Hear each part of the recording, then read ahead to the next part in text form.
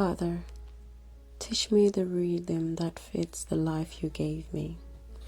Not the loud patterns I see everywhere, not the hurried pace that chases me through the day, but the quiet, steady flow that was written into me before I learned to perform. Help me recognize it, to return it, to trust it, even when everything around me feels faster, louder, more demanding than I can hold. Remind me that I'm not tired because I'm weak, but sometimes because I've been carrying what was never mine to carry. Gently show me what to release. The expectations, the comparisons, the silent pressure to become something I was never called to be. As I move through my home, in the small and ordinary things, in the cutting, the preparing, the putting things in place, let there be a quiet order that does not suffocate me, but steadies me. Let my home reflect not perfection, but peace, not performance, but truth, not noise, but presence.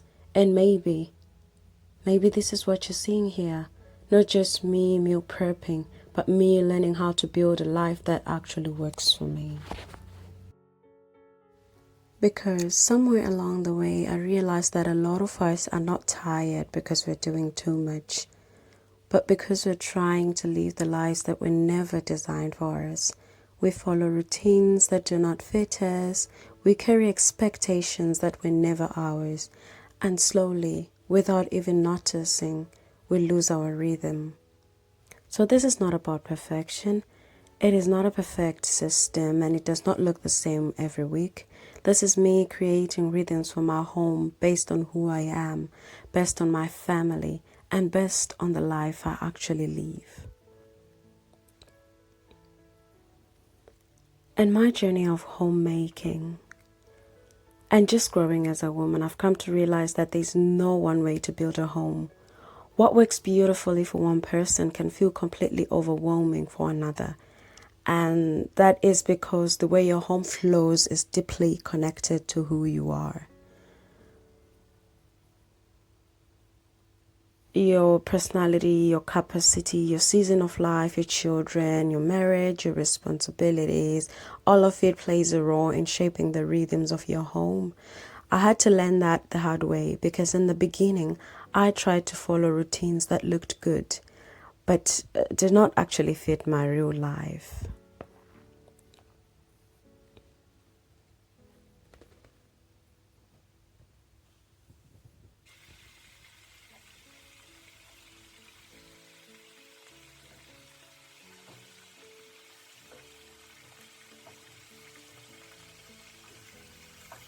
So, somewhere along the way, I stopped chasing routines. I started creating rhythms.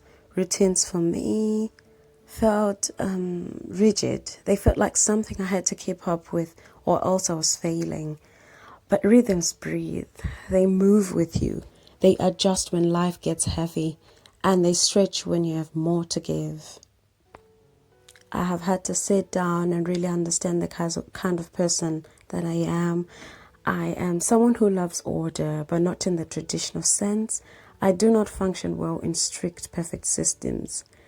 let me just let me just say I don't follow authority. I'm not good with following rules, but my mind just does not work in straight lines. It works in patterns, in layers, almost like a jungle trying to organize itself. And for a long time, I did not understand that about myself. I just knew that something felt off. Especially after having children and building a family, I realized very quickly that I was not managing myself anymore. We're four completely different people with different needs, different habits, different ways of existing. I cannot control everything, and I cannot control what my children will do all the time, and I cannot control or change who my husband really is, but I can understand them and build a life that considers all of us.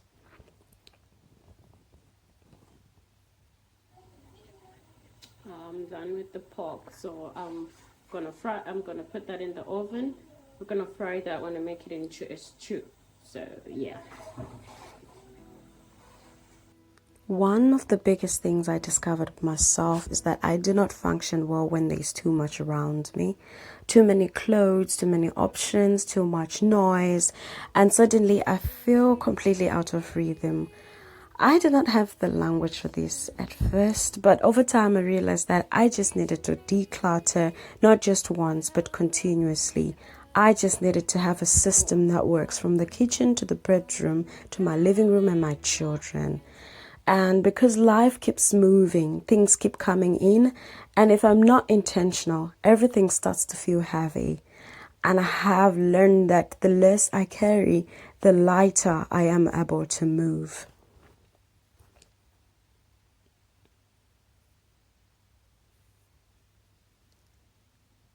I have realized that this just not show up in my home.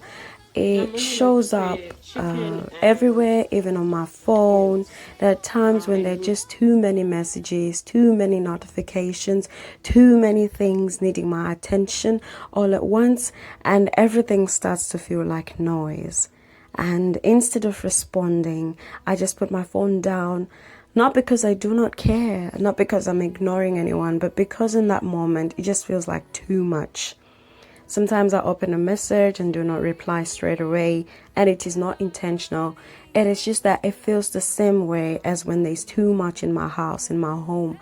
It is almost like I blue tick my messages the same way I blue tick my laundry or my pots or the things I know I need to do. And it builds up and it becomes overwhelming. So I've had to learn to take life one layer at a time, to start with what is important, what needs my attention now, what can wait, and what I can come back to.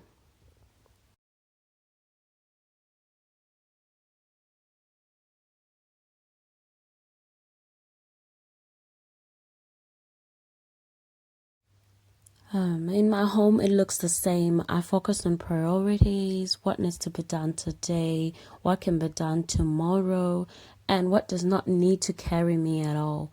I've also learned that I do not have to do everything alone. I get help from my husband and we support each other because life is already full, already demanding, and sometimes exhausting.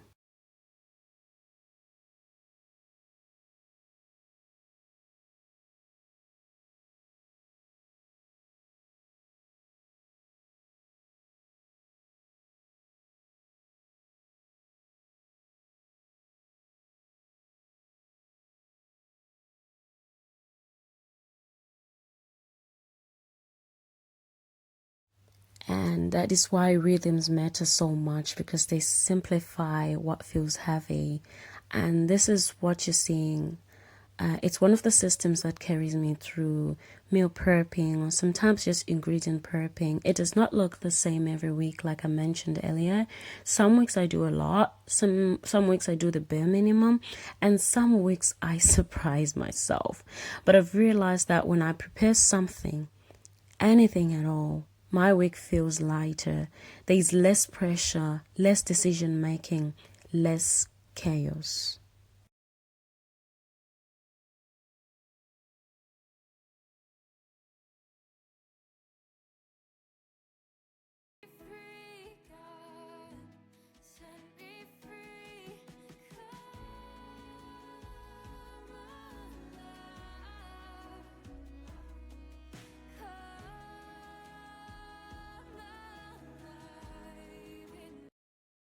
See, for me, it is making sure I have my proteins ready or my ingredients prepared.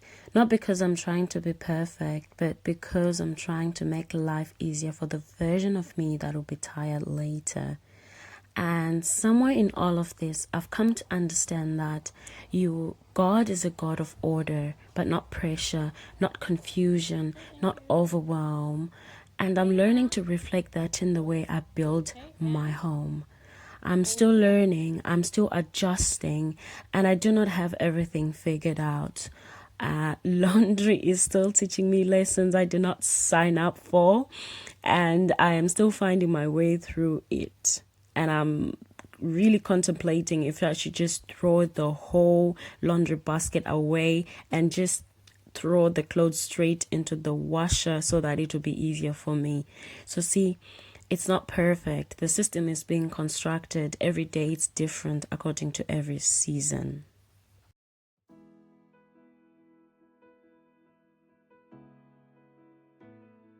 It's your story, it's your prayer, and it's your truth. You're teaching me with my imperfections. Taking it one day at a time, one rhythm at a time, one meal prep at a time. Unraveling my plans, make me whole again, rebuild me from the inside out, in a way only you know how.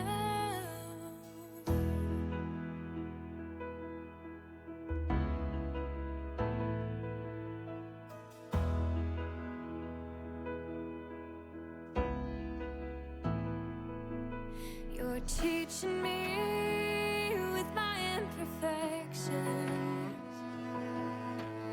reaching